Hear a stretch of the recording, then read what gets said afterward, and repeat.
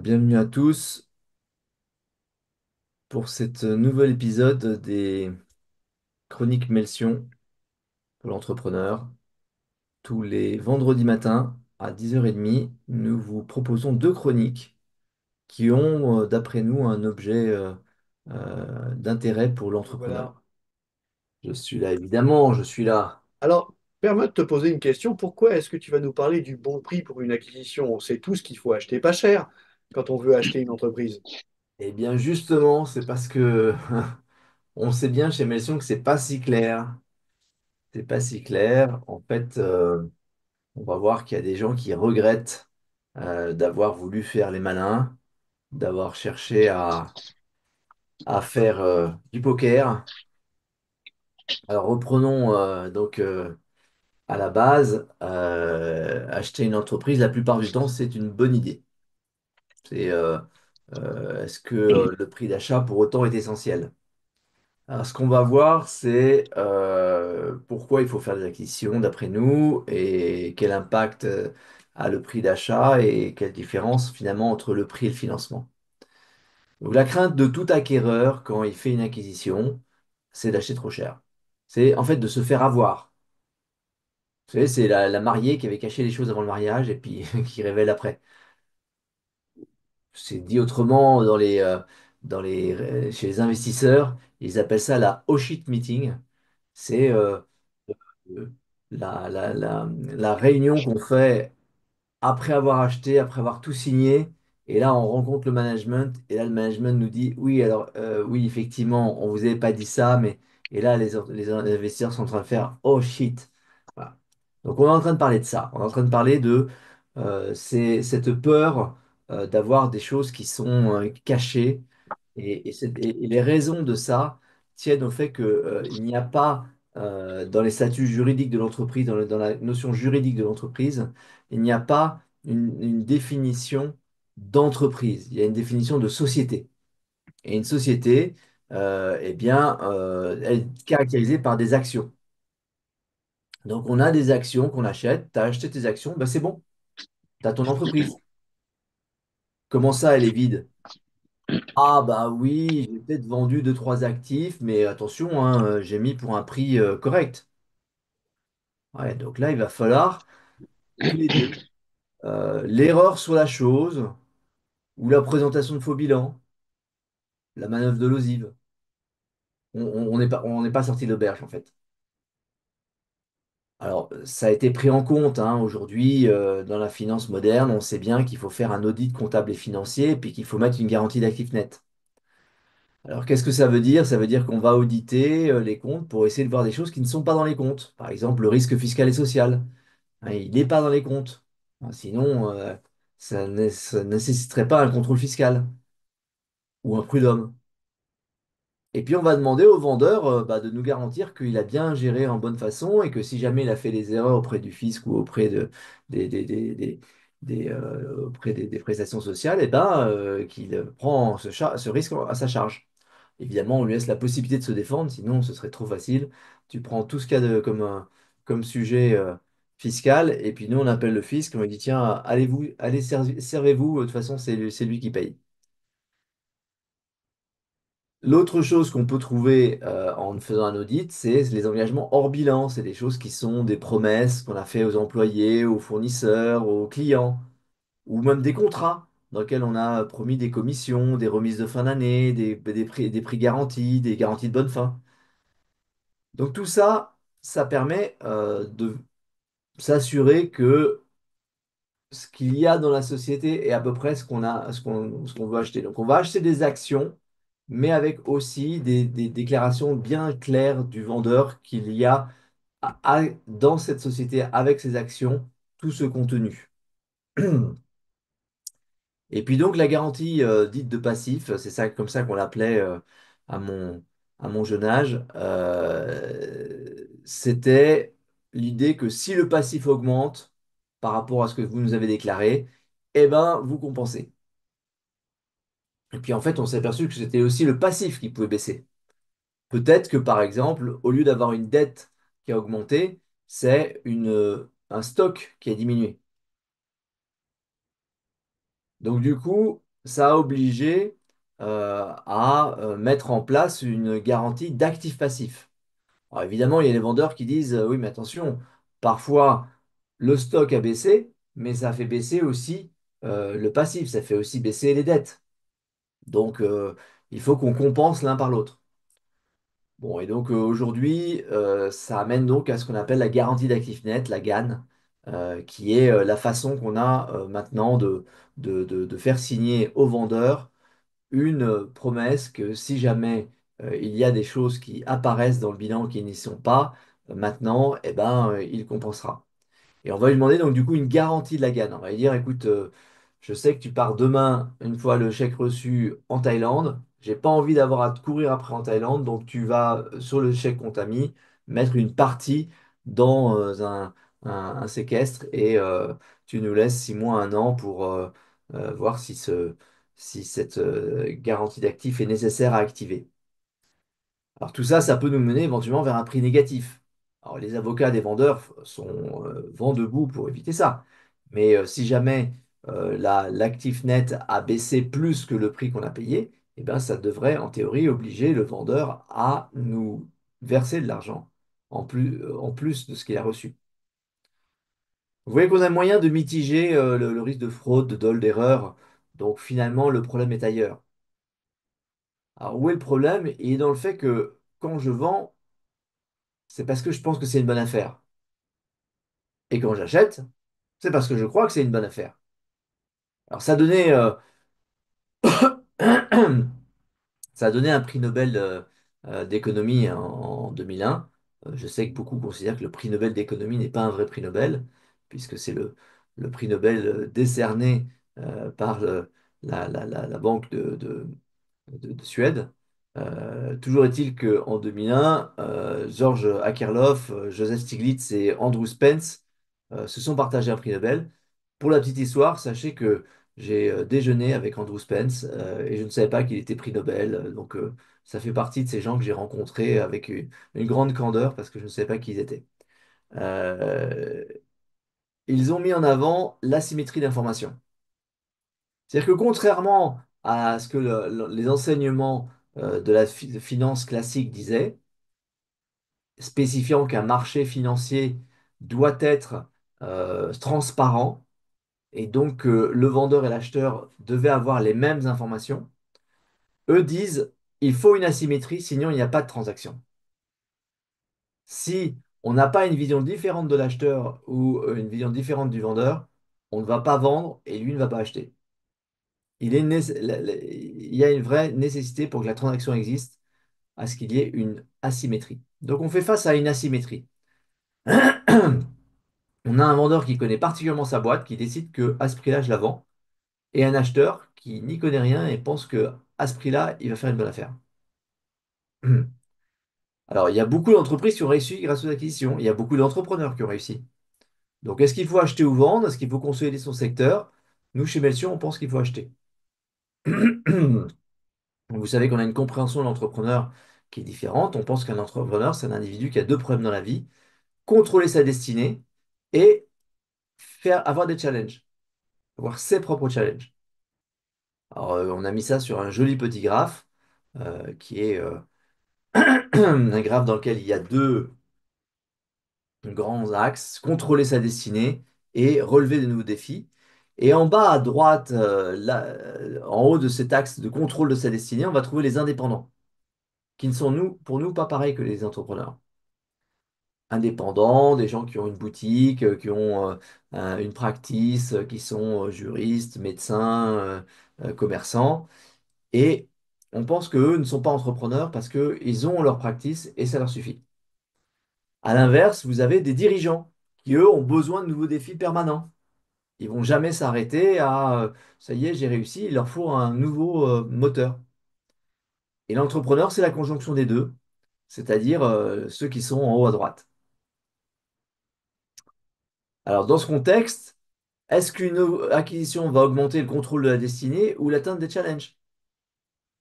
Vous voyez que cette vision particulière de l'entreprise a des conséquences. Nous, on croit que l'entrepreneur est un artiste, que l'entreprise est son champ d'expression. C'est un moyen de renforcer le contrôle sur sa destinée et c'est aussi un moyen d'assurer ces challenges et les moyens de les réaliser. Donc, si on regarde du point de vue du vendeur, eh bien, quand il vend son entreprise, il va gagner de l'argent, mais il perd son jouet. Il perd sa capacité à faire. Donc, à l'inverse, pour celui qui achète, c'est évidemment euh, une bonne affaire, s'il peut se la payer. Et en fait, on va voir que c'est souvent plus que ce qu'il pense. Donc, acheter est facile, mais à quel prix? Eh bien, on revient à ce besoin de ne pas se faire avoir. C'est une peur, une angoisse. Donc, comme toute peur et angoisse, c'est bien supérieur à l'opportunité. On a dans notre système limbique, au cœur du cerveau, l'amygdale, qui est le centre de la peur, qui est très facile à exciter par rapport au noyau accumbien, qui est le centre de l'opportunité. Donc souvent, on voit la peur en premier et on ne voit pas l'opportunité, on a du mal à la voir aussi bien. Donc il y a pire hein, que de se faire avoir, il y a pire que d'acheter trop cher. Il y a ne pas avoir acheté. Pas de chiffre d'affaires, pas d'équipe financée, parce que quand vous achetez une boîte, vous avez une équipe avec des salaires dans une boîte qui tourne quotidiennement. Donc, c'est des gens qui peuvent travailler pour vous sur d'autres sujets. C'est des gens qui peuvent travailler pour vous dans l'amélioration de la boîte actuelle. Mais pas besoin de financer une embauche. Elle est déjà là. Pas d'outils de production, avec notamment tous ces besoins de financer les outils, de les mettre en route, le temps que ça prend de commencer à avoir les clients. Là, vous les avez déjà. Tout fonctionne, tout roule. Mais bon, on est content parce qu'on a économisé. On a réussi à acheter moins cher. Et par rapport à combien de gains?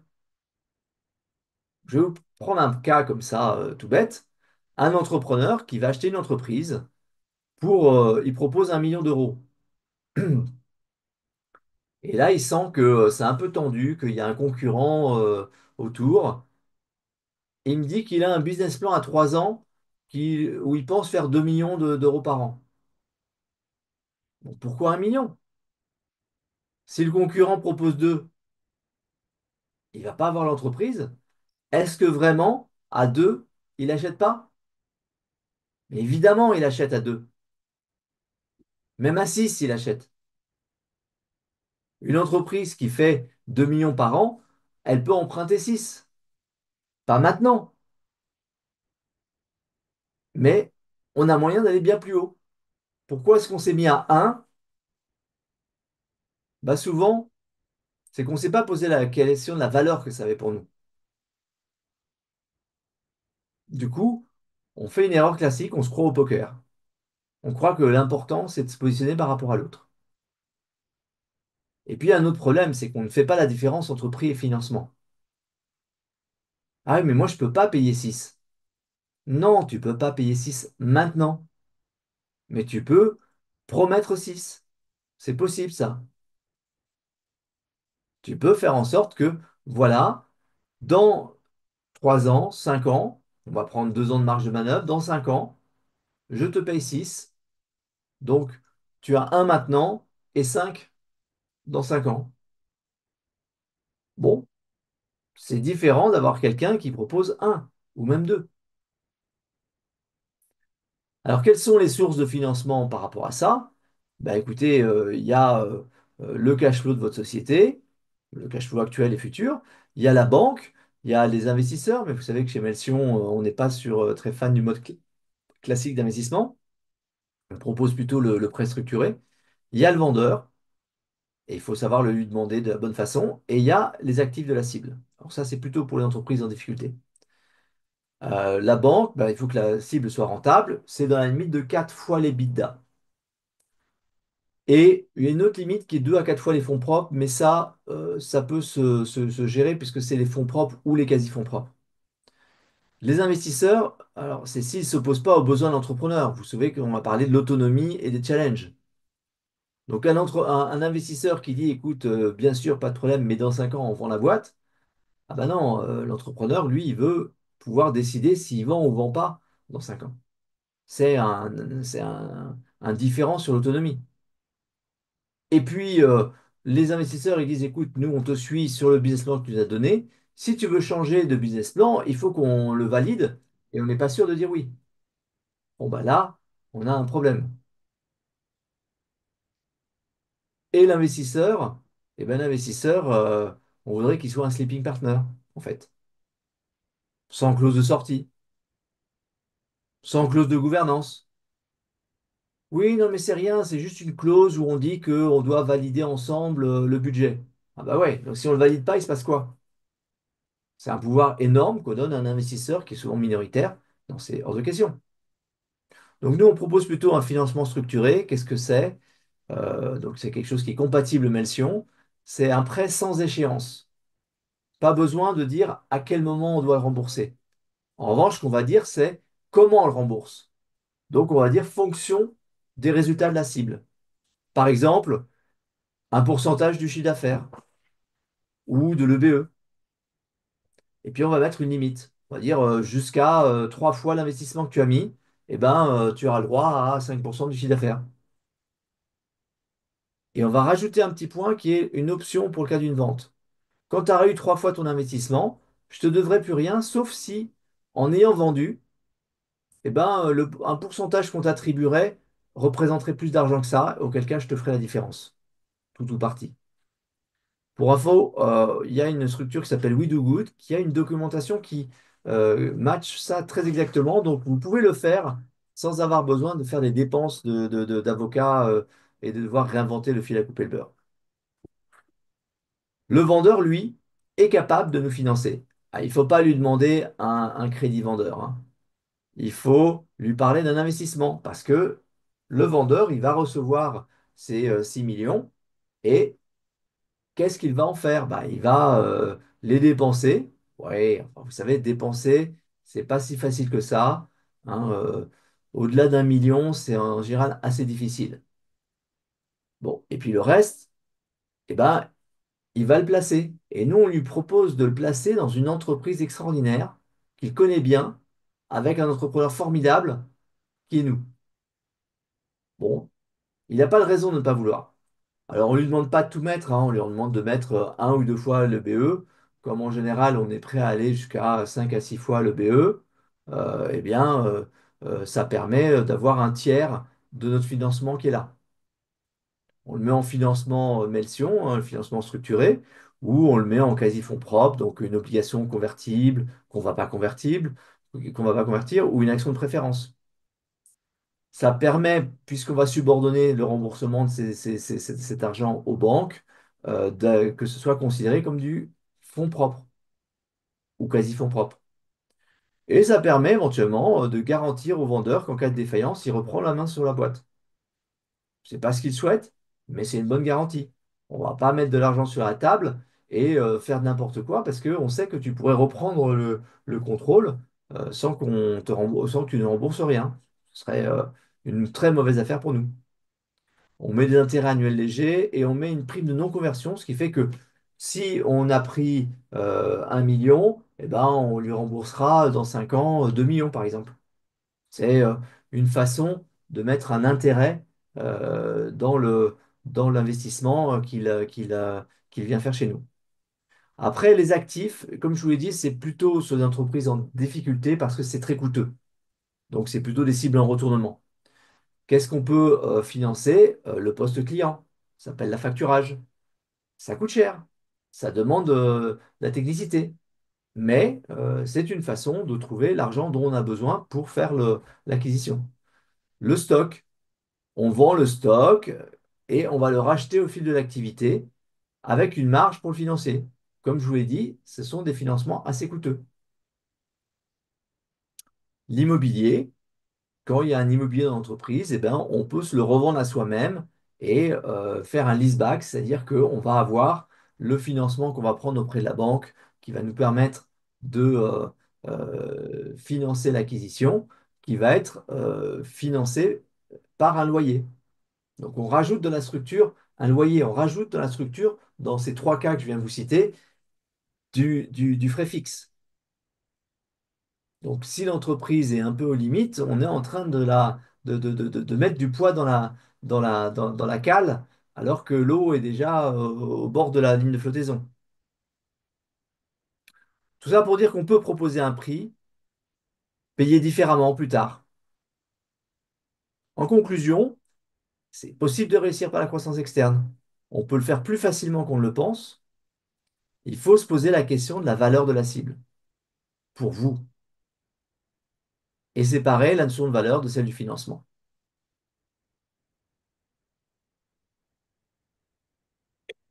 Merci Jean-Christophe, tu as été en profondeur dans quelque chose qui est très différenciant dans les conseils qu'on donne à nos clients quand ils s'envisagent d'acheter une entreprise.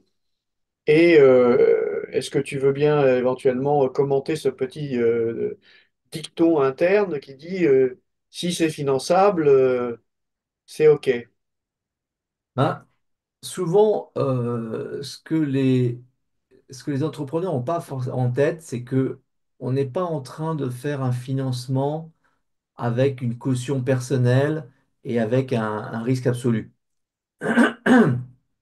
On est en train de travailler avec des professionnels qui financent, qui prennent un risque et qui sont OK pour en reparler s'il y avait un problème.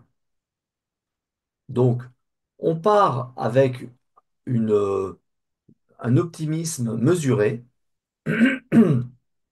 On se dit, on va acheter cette entreprise et ça devrait avancer comme dans les plans. Évidemment, ça ne va pas être le cas, hein, rien ne va comme, enfin, le plan de bataille est la première victime de la bataille. Mais ce n'est pas si grave parce que tout le monde est au courant qu'il y a un risque et que on doit le gérer dans le temps. Donc, si on arrive à avoir un financement, c'est bon. Évidemment, ça implique que vous allez devoir, vous, être bon derrière, que vous allez devoir faire votre job et les circonstances extérieures sont toujours comprises. Tant que vous avez fait votre job, on va considérer que c'est pas grave si on a eu un- un- une vicissitude sur le chemin. Donc il faut se décomplexer par rapport à ça, se dire il y a des moyens de se financer, il faut bien documenter son action, il faut bien pouvoir être capable de montrer plus tard qu'on a vraiment bien vu et bien compris et bien tout fait pour éviter et bien tout fait pour bien gérer, parce que on pourrait avoir quelqu'un se mettre à réécrire l'histoire et à dire finalement on est des voyous, on savait que c'était pas possible et dès le départ on s'est lancé comme ça. Vous voyez, c'est tout l'intérêt d'être conscient que le monde est non prévisible et que ça peut mal se passer, mais c'est pas pour autant qu'il ne faut pas faire, puisque sinon on ne ferait rien car rien n'est prévisible.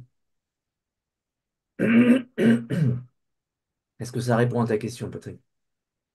Oui, et merci d'avoir éclairé ce principe. C'est toujours difficile comme pour un entrepreneur de dépenser de l'argent en plus qu'il n'a pas, qu'il doit aller chercher. Il y a toujours cette question de mais qu'est-ce qui se passe si du coup ça ne marche pas? Ce sont des bonnes questions, c'est des questions qui permettent sans doute d'être raisonnables dans ce qu'on fait, mais tu as, je trouve, bien rappelé que les gens avec qui on discute sont des pros. Il y a des raisons pour lesquelles les banquiers s'arrêtent à une certaine limite, il y a des raisons pour lesquelles les contrats sont faits d'une certaine façon, et tout cela est un peu technique et en même temps très simple. Euh, mais c'est quand même dommage, comme tu disais, de voir des entrepreneurs s'arrêter à la porte de l'acquisition pour des raisons essentiellement psychologiques. Et je repense à cet exemple que tu cites. Si on a offert 1 million et quelqu'un arrive en offrant 1,3 million, on a beau être le plus sympathique vis-à-vis du cédant, à un moment, il va se dire, bah, écoutez, améliorez votre offre. Bah non, on ne peut pas. Bah écoutez, bah, dans ce cas-là, désolé.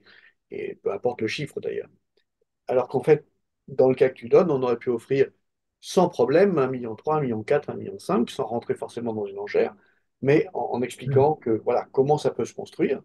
Et puis, on aurait eu cette acquisition. Donc, le client aurait eu cette entreprise dans son périmètre, et avec ça, il aurait peut-être fait plus de choses et plus vite. Donc, le cœur de ce que tu expliques, est de dire réfléchissez bien parce que c'est pas forcément payer pas cher, ne pas payer l'entreprise qu'on achète très cher, c'est pas forcément comme ça que la négociation va réussir. Oui, c'est pas l'essentiel. C'est pas essentiel. Et en général, ça montre qu'on ne s'est pas vraiment posé la question de l'essentiel. Absolument.